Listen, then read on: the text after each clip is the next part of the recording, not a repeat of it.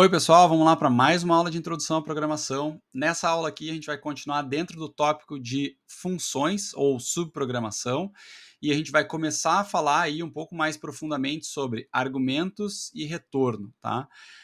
O uso de argumentos e retorno é muito útil para a gente fazer funções um pouco mais genéricas, que são mais úteis para uma grande gama de problemas. Em geral, a gente usa argumentos para se comunicar com as funções, né, para passar informação para dentro da função para que ela possa realizar o seu trabalho.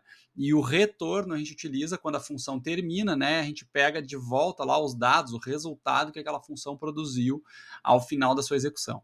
Então, mais ou menos essa ideia geral aí de argumentos retorno, a gente vai discutir como fazer isso aí em Python, tá? Vamos nessa. Bom, então um programa ou um algoritmo é como uma receita de bolo, é mais ou menos aquilo que a gente vem conversando desde o começo do curso, né?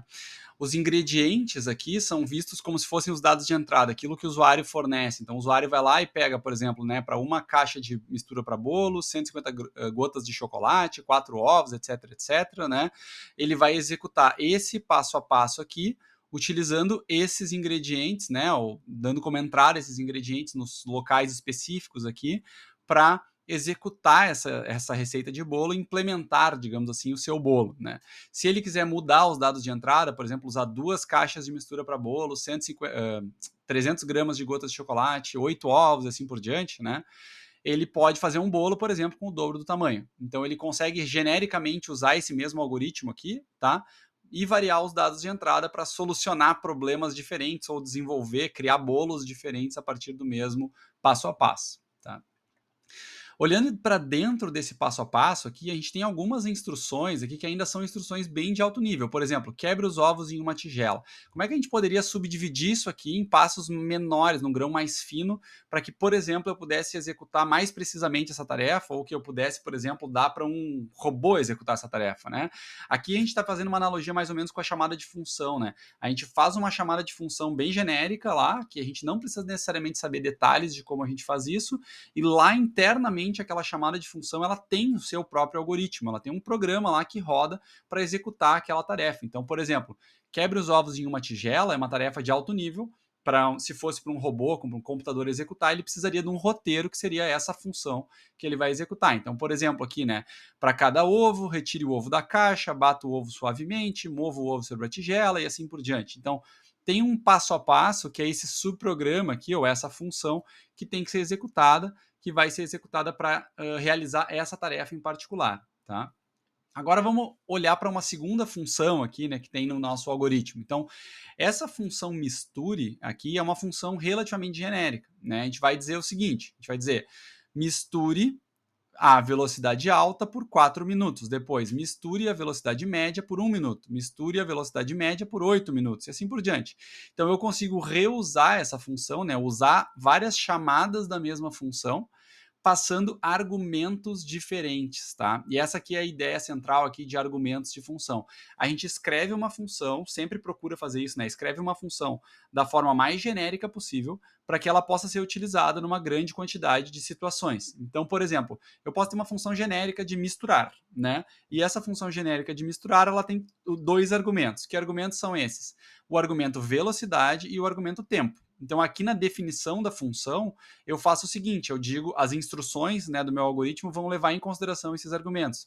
Ligue a batedeira com a velocidade fornecida. Então, eu vou pegar essa velocidade aqui que o usuário forneceu e vou usar na operação lá de ligar a batedeira, né? Defina um cronômetro para tempo em minutos. Então, mesma coisa, vou pegar o tempo que o usuário forneceu, definir o cronômetro usando este tempo específico. E aí a minha função fica genérica, né? Eu consigo usar essa função várias vezes no programa, passando argumentos diferentes para realizar coisas diferentes, tá? A função seria muito menos interessante se eu tivesse que fazer uma função para cada coisa. Então, por exemplo, se eu tivesse assim, misture 1, misture 2, misture 3, misture 4. 4 funções diferentes, por exemplo, só para ficar variando esses valores de velocidade e de tempo, né? Seria muito menos útil a função e eu teria um monte de código repetido se isso aqui fosse um programa, né? Teria muito código repetido, tá? Então, a ideia aqui é generalizar, escrever funções genéricas o suficiente para que eu possa parametrizar, então dar aqueles dados de entrada para a função e aí ela faça, né, realize um cálculo, né, obtenha um resultado diferente para cada parâmetro de entrada que eu fornecer, certo? Vamos lá então, como é que eu faço isso em programação de fato, tá? Então, uma função, ela pode receber dados de entrada, que é o que a gente chama de argumentos, é mais ou menos como se fosse a entrada de dados que o usuário faz, né? Só que aí, no caso, eu estou fazendo uma entrada de dados de um programa para outro programa, tá? Então, é um pouquinho diferente, porque não vai fazer necessariamente um input para isso, né? Mas eu posso passar um valor qualquer para dentro de uma função através de um argumento. E lá dentro da função, aquilo ali vai servir como se fosse um dado de entrada para aquele programa em particular. Tá? Aqueles dados vão ser usados pela função, então, para computar alguma coisa. Aqui tem um exemplo da função max. Então, em Python, existe uma função embutida max que tem um conjunto de argumentos e tem também retorno, tá? Que é o resultado, é como ela produz resultado. Tá? Como é que a gente faz a chamada da função max? A gente não vai ver a declaração da função max aqui, mas como é que a gente faz a chamada da função max?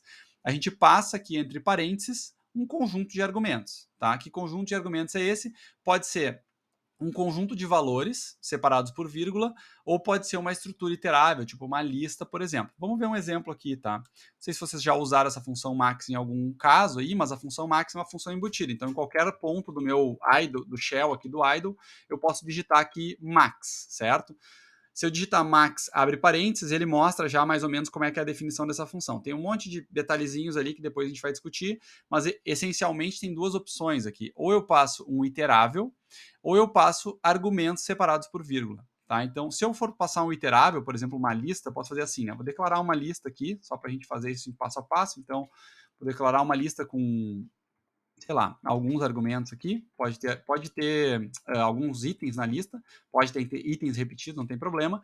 Se eu fizer o seguinte, max e passar como argumento só a lista, ele vai retornar o maior valor da lista. Tá? Então ele descobre aqui que 9, por exemplo, é o maior valor dessa lista. Se eu quiser fazer max e passar aqui direto um conjunto de valores, podem ser variáveis ou constantes, tá? 1, 3, 2, 7, 0, tá? Por exemplo, ele também vai descobrir quem é o maior valor aqui dessa quantidade, desses argumentos, né? desses valores que eu passei como argumento aqui. Posso também passar outros tipos de estruturas iteráveis, não tem problema nenhum, ele sempre consegue encontrar o maior valor. Tá? Então, a função max é uma função tão genérica que ela é embutida na linguagem, porque é tão útil isso, né? Procurar maior valor dentro de uma estrutura ou procurar maior valor dado um conjunto de argumentos passados para a função, que ela é uma função que é definida pela própria linguagem. Eu não preciso implementar, até poderia, mas não preciso, porque já tem a função lá e eu posso simplesmente utilizar. Tá? Vamos adiante. Além de ter, então, argumentos, a função max tem retorno. O que significa retorno? Retorno significa que, ao final da execução da função max, a função retorna para o meu programa principal um determinado valor. Tá? Quando funções têm retorno, a chamada dessa função, normalmente, ela é feita dessa forma aqui. Tá? Ela é feita assim, né? X é igual a max, e aqui eu passo os argumentos que eu quiser, como a gente falou antes. O que vai acontecer? Essa variável aqui, x, vai receber o valor retornado pela função max. Então, lembrando como é que funciona a execução de funções, né? Eu tenho o meu programa principal, eu faço uma chamada de função. Por exemplo, fiz a chamada de função max. Meu programa principal para naquele ponto, vai para o corpo lá, né, executar o procedimento, o algoritmo lá da função max, retorna para o meu programa principal. Quando ele retorna para o meu programa principal, ele retorna neste mesmo ponto aqui, e aí faz essa atribuição aqui do valor para x. Tá? Então, se eu quiser, por exemplo, pegar o retorno de uma função, eu posso pegar dessa forma. Eu também posso usar o retorno de função em expressões aritméticas, etc. Tem um monte de outras opções aí para as quais eu posso fazer a implementação e obter o retorno da função e usar ele imediatamente, por exemplo, né, numa expressão lógica ou aritmética. Tá? Vamos lá, então. Quando o programador define funções, ele pode definir funções tanto com argumentos e com retorno, ou sem argumentos e sem retorno. Tá? E não há restrições. Então, eu posso fazer tanto funções que não recebem argumentos e retornam coisas, posso fazer funções que recebem argumentos e não retornam nada. Então, depende do que eu quero fazer. Tá?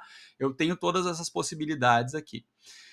Vamos discutir algumas delas. Então, primeiro, funções sem argumentos e sem retorno. A gente já fez isso, né? Na aula passada a gente deu esse exemplo, né? A função menu lá que a gente implementou na aula passada é um exemplo de função sem argumento e sem retorno.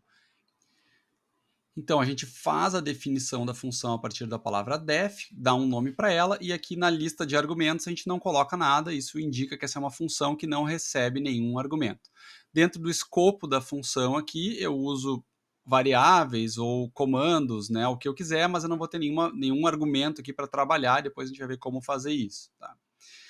A gente vai fazer, então, além da declaração da função, a chamada da função, e se eu definir a função sem argumentos aqui dentro, eu faço a chamada da função aqui também sem argumentos, tá? Então, é sempre importante que a chamada da função tenha que casar com a definição da função. Se eu definir uma função com argumentos, eu preciso necessariamente chamar ela com argumentos, tá?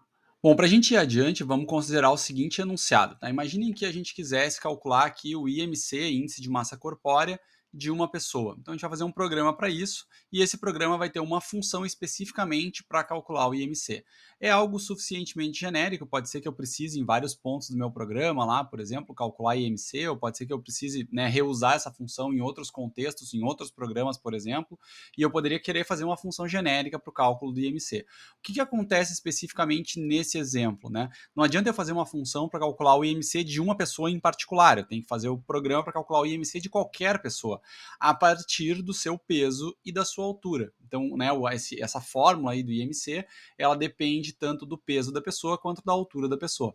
Então, isso aqui são bons argumentos para se passar para essa função. Né? Eu posso passar, então, peso e altura como argumento para essa função que eu vou definir, e aí depois eu faço o cálculo do IMC, a implementação do cálculo do IMC de uma forma um pouco mais genérica. Tá? Bom, vamos falar um pouco sobre funções com argumentos, então, agora especificamente. Né? Então, esses argumentos, eles são valores que são utilizados para parametrizar a ação dessas funções e adicionam flexibilidade às funções, ou seja, eu escrevo a função de uma forma genérica, né? Ela é flexível o suficiente para se adaptar lá de acordo com os argumentos e aí ser utilizada numa série de escopos diferentes, situações diferentes dentro de um programa ou até dentro de vários programas, tá?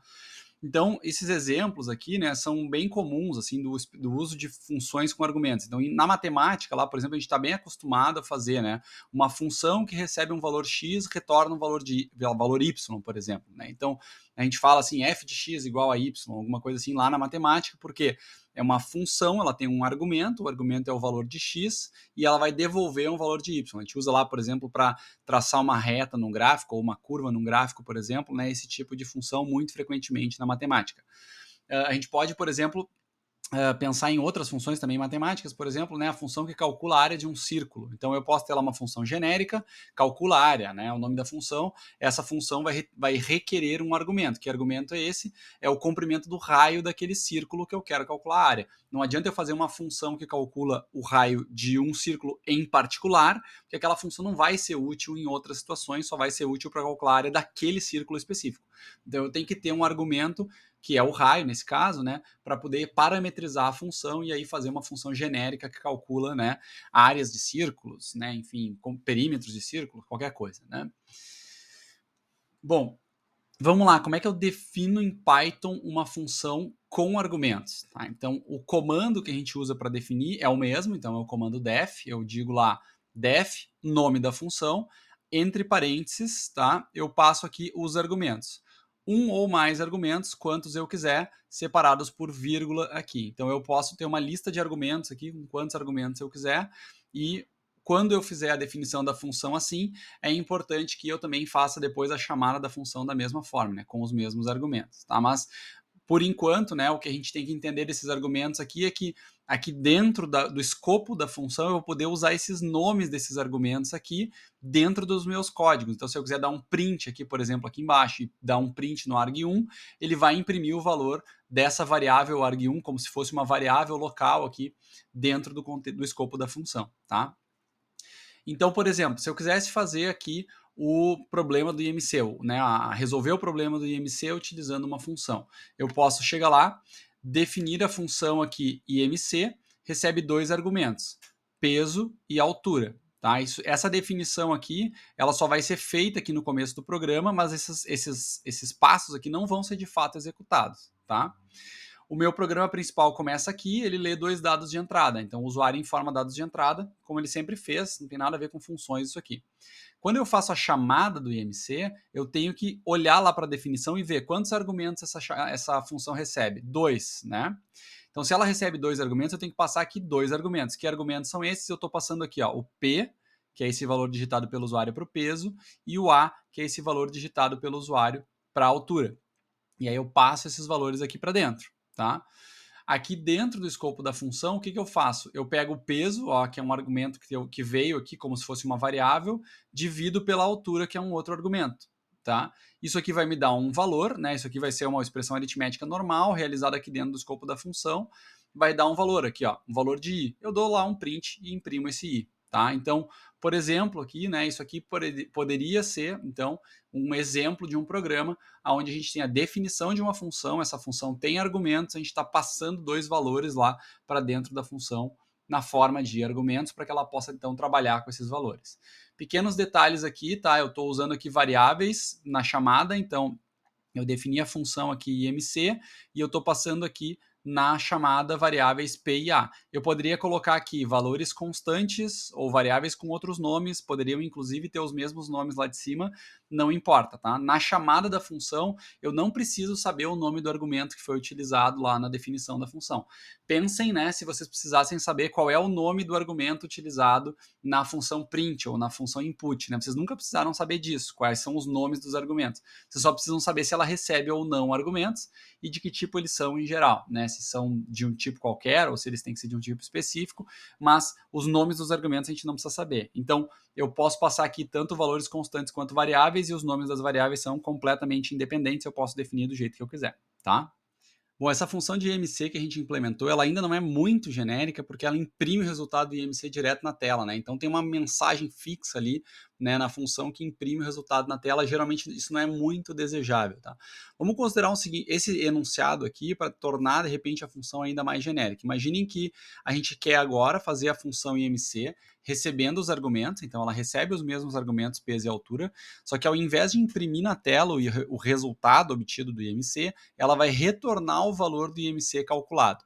Então é mais ou menos como se fosse uma função matemática. Imagina lá que eu tenho uma função seno na biblioteca lá de matemática do Python. Aí imaginem que a função seno imprime o seno na tela. Mas eu não quero imprimir o seno na tela, eu quero usar ele no resultado de um cálculo, de alguma outra equação mais complexa que eu estou implementando, né?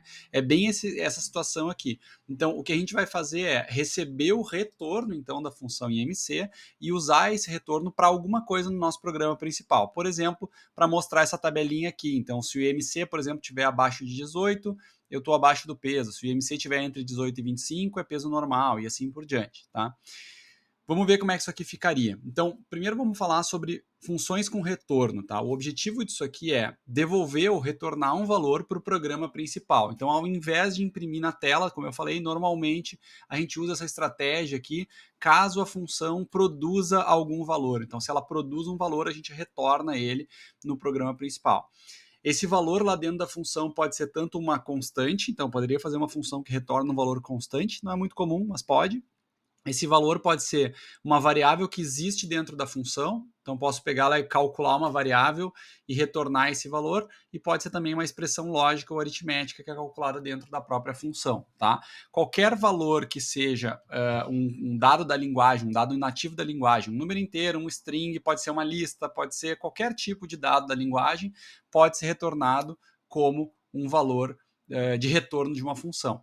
E o detalhe aqui é que o valor de retorno da função precisa ser recebido, então, no programa principal, ou utilizado numa atribuição, ou, por exemplo, né, numa expressão aritmética ou lógica, ou alguma coisa assim. Tá? A gente vai ver alguns exemplos disso aqui na prática agora.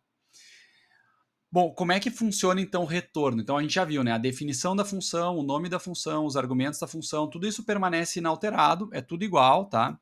Só que quando uma função tem retorno, existe uma palavra especial para fazer isso, que é essa palavra return aqui, que é uma palavra reservada da linguagem, só serve para essa finalidade, só posso usar ela para isso. Tá? Então, se eu estou dentro da definição de uma função, ou seja, estou dentro de um def, que dentro do bloco de comandos do def, em algum momento essa função vai terminar, e eu vou retornar um valor, eu posso usar a palavra return, espaço e o valor que eu quero retornar.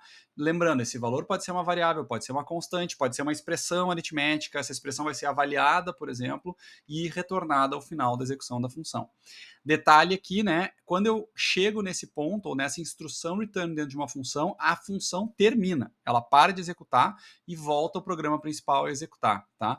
Mesmo que eu tenha outros comandos aqui para baixo. Então, eu poderia ter outros comandos depois do return. Em algumas situações, a gente até faz isso, por exemplo, quando tem comandos de seleção, né? Então, eu posso fazer se alguma coisa retorna x, se não, alguma outra coisa retorna y. Posso fazer, né? Ter dois returns na mesma função, mas só um vai ser executado em cada execução da função. Tá? Então, apenas um return é executado, esse return, quando chega nesse ponto, a função volta para o programa principal e não vai mais adiante. Tá? Como é que a gente usa isso aqui na prática, então, né? Declaro aqui a função, coloco ali o return do valor. Se a função tem um valor retornado, eu normalmente, tá, vou fazer alguma coisa desse tipo. Faço a chamada da função, passando os argumentos que ela precisa receber, e aí recebo esse retorno numa variável qualquer. Tá? Então, essa variável R aqui vai ter o mesmo conteúdo da variável valor aqui em cima, por exemplo, neste caso. Tá? Então, se fosse uma constante lá em cima, a variável R teria o mesmo valor da constante, sem problema nenhum. É uma atribuição normal, tá? É como se eu estivesse fazendo, né? R recebe esse valor aqui, tá? Mesma coisa, é uma atribuição simples ali com o resultado da função, tá? Bom, agora sim, vamos ver o problema completo, tá? Como é que eu faço esse cálculo de IMC aqui com argumentos e com retorno? Então, eu defino a minha função IMC, defino ela com os mesmos argumentos de antes, faço a mesma operação que eu estava fazendo antes. Ao invés de dar um print para imprimir esse I na tela aqui, o que eu vou fazer? Eu vou retornar o valor de I, tá? Ao retornar esse valor de I aqui, na chamada da função, notem que eu estou fazendo IMC, P e A, né? Estou passando essas duas variáveis P e A aqui para o IMC.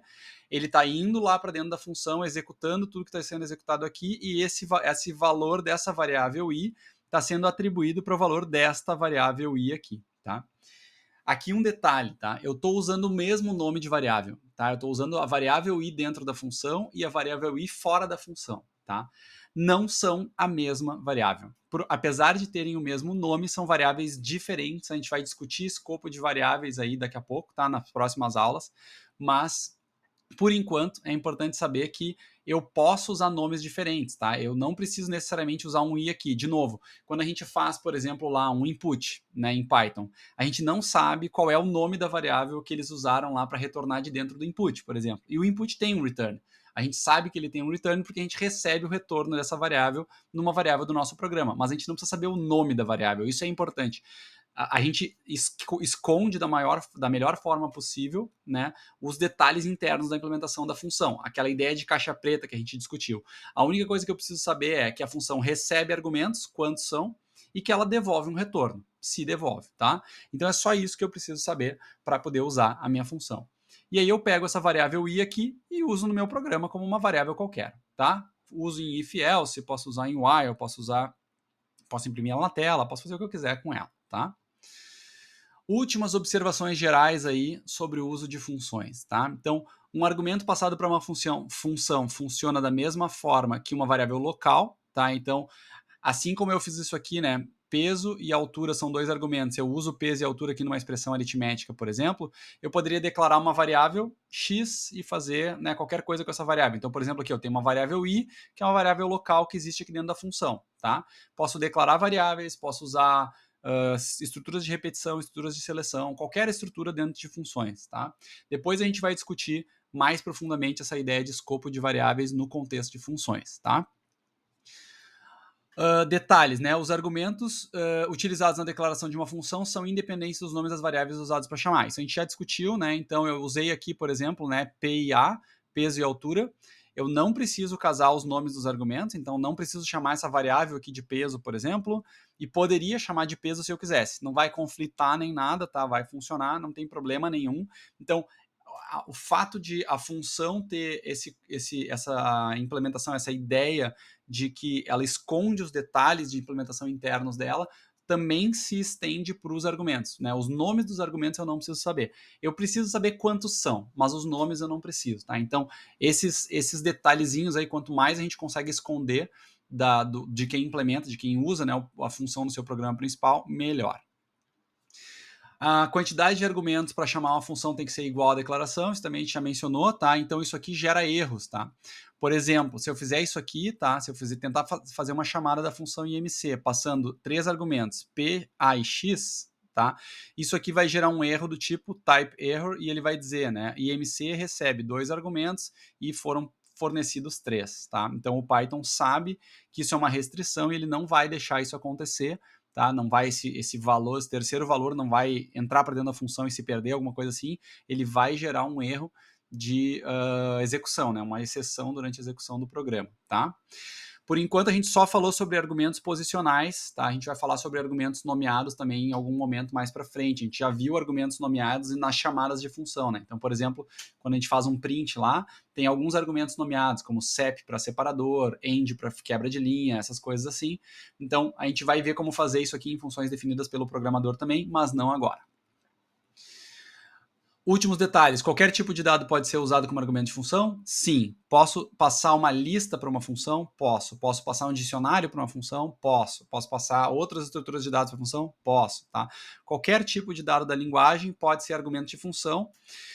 Qualquer expressão lógica ou aritmética pode ser passada como argumento para chamada de função? Pode.